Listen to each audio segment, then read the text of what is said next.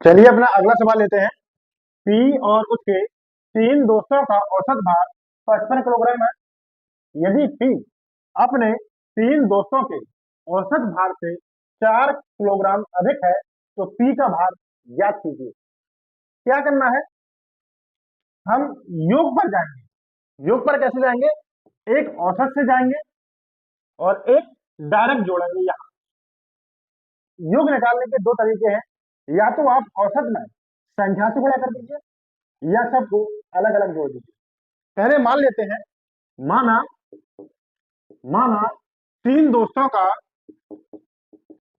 माना तीन दोस्तों का औसत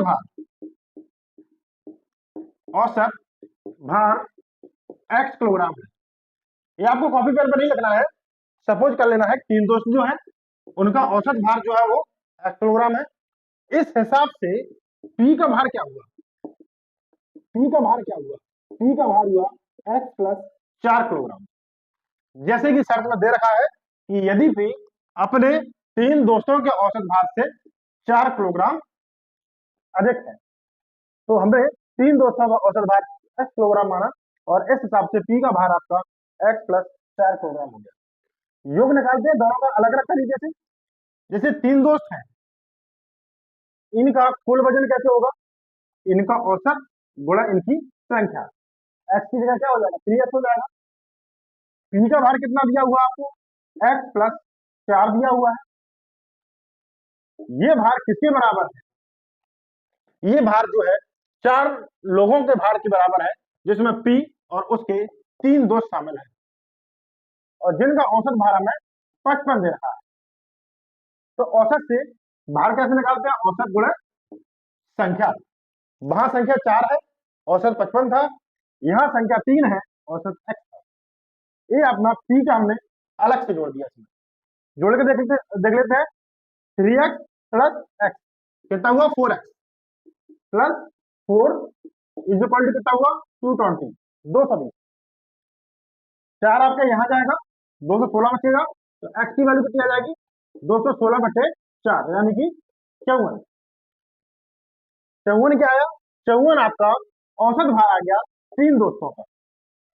पर p का भार कितना हुआ, p का भार कितना था x प्लस 4।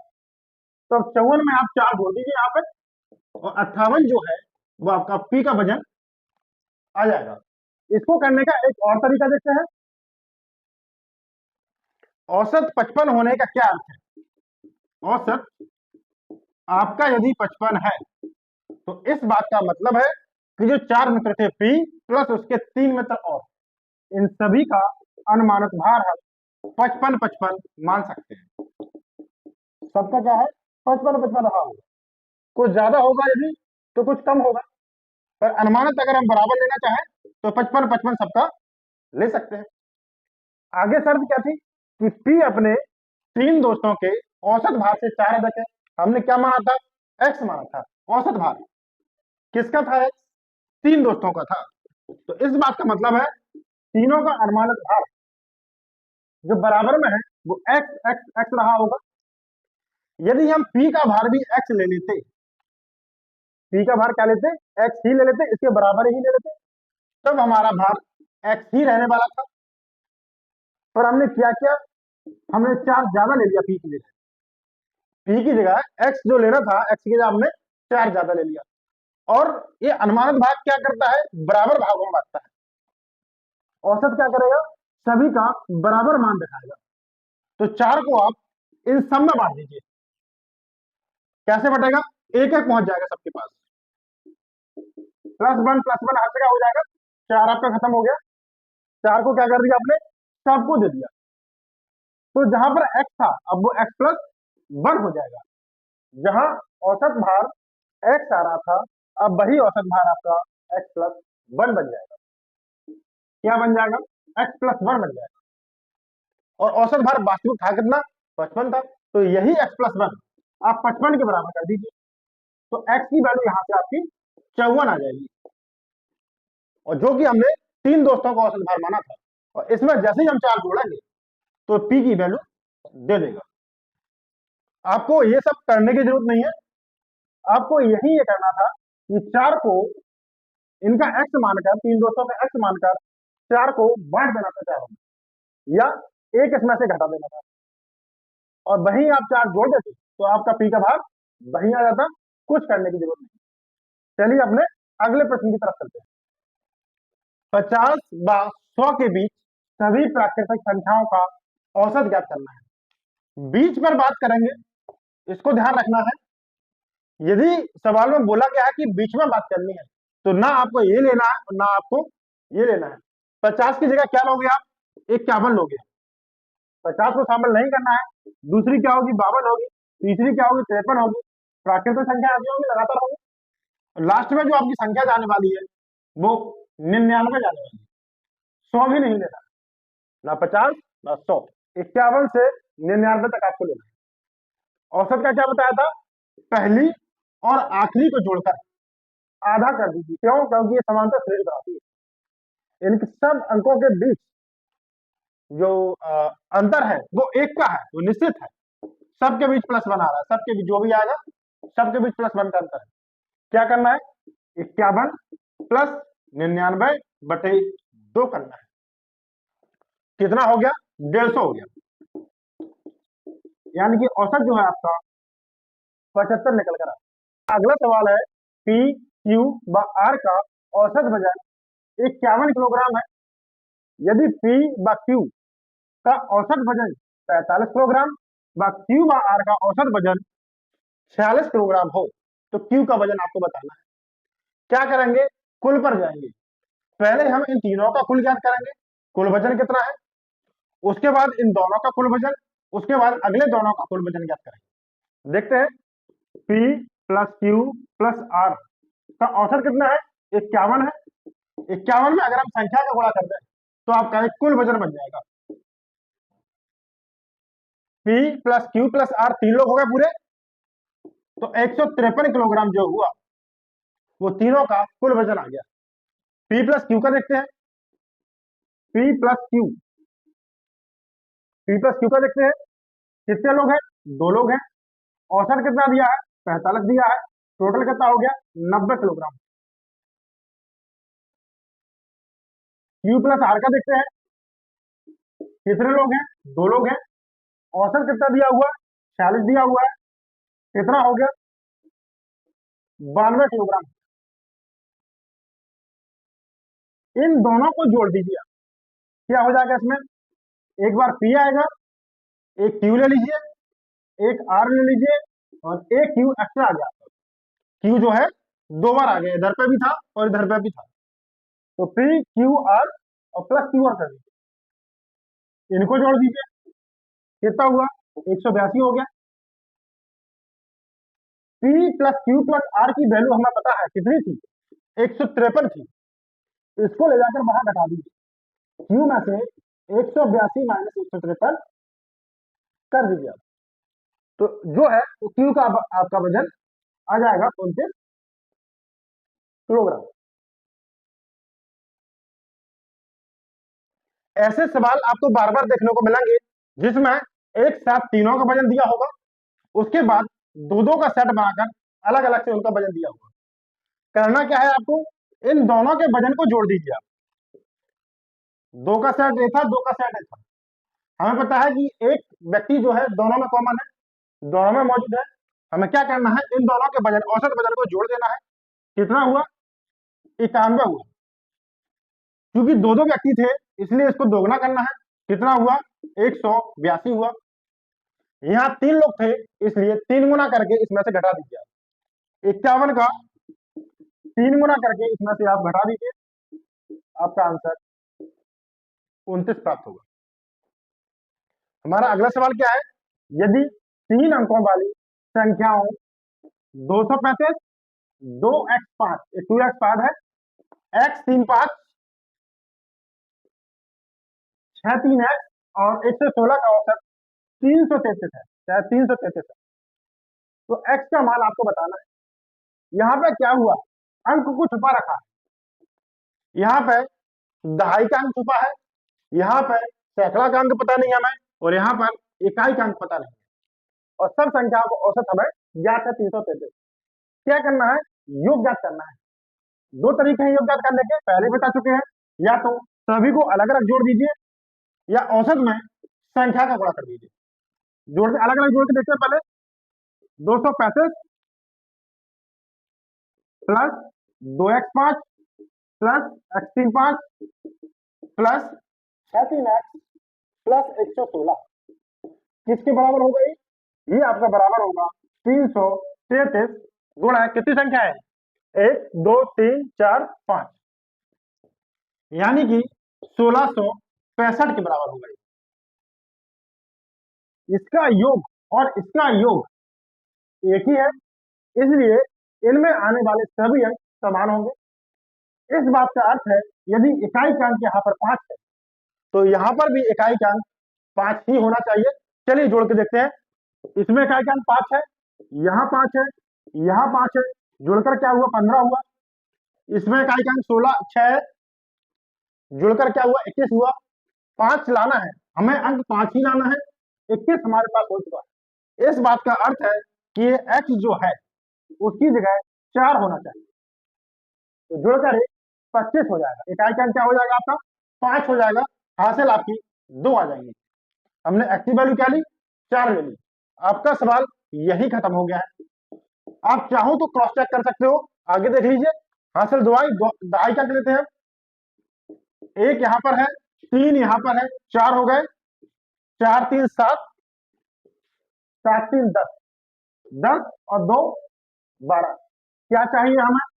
6 चाहिए दहाई का। क्या जोड़ना है? 4 जोड़ना है, यानी कि x यहाँ पर भी आपका 4 ही है। तो पहले ही खत्म हो गया था, ये हमने क्रॉस चेक करने के लिए आगे किया है। बाकी ध्यान रखना है जब भी ऐसे सवाल आए तो हमें इनके अंकों की तुलना करनी है। इकाई के अंक को इकाई के अंक के बराबर रखेंगे, दहाई के अंक को दहाई के अंक के बराबर रखेंगे। हमारा अगला सवाल है 5 क्रमागत विषम संख्याओं का औसत m है। यदि अगली 3 विषम संख्याएं भी शामिल कर ली जाए तो आपको औसत में वृद्धि बताइए। अगर आपको कोई भी समांतर श्रेणी दी हुई है, चाहे प्राकृतिक संख्या हो, चाहे सम संख्या हो, चाहे विषम संख्या हो, इनमें संख्याओं के बीच जो अंतर है वो निश्चित है। विषम में क्या होता है? दो दो का अंतर होता है। मान लीजिए संख्या 1 है, 3 है, 5 है, 7 है और 9 है। क्या है? इनमें दो दो का अंतर है, यानी कि समांतर श्रेणी हो गई है। इनका औसत कैसे ज्ञात करते हैं? कैसे पता चलता है कौन है औसत? बीच की संख्या लेते हैं। औसत निकालने का तरीका क्या है? इन दो को जोड़ दीजिए आप और आधा कर दीजिए, या इन दो को जोड़ के आधा कर दीजिए, जो भी है बीच की संख्या आएगी, या डायरेक्ट आप बीच की संख्या ले लीजिए। यहाँ संख्या जो है नंबर में 5 थी, संख्याओं में 5 है, इसलिए हमें बीच की संख्या प्राप्त हो गई।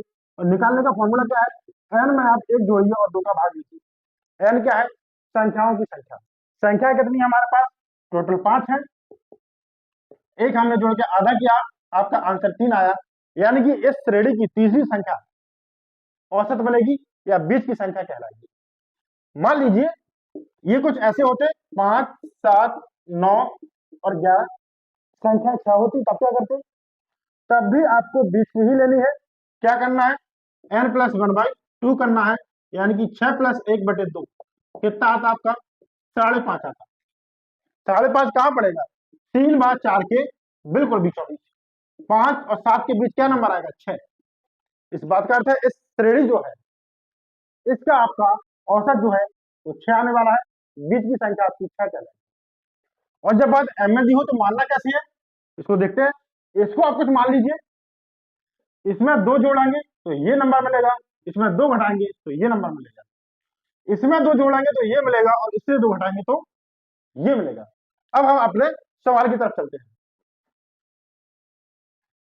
तो संख्या कैसी माननी है? बीच की संख्या m लीजिए। अगली संख्या क्या होगी आपकी?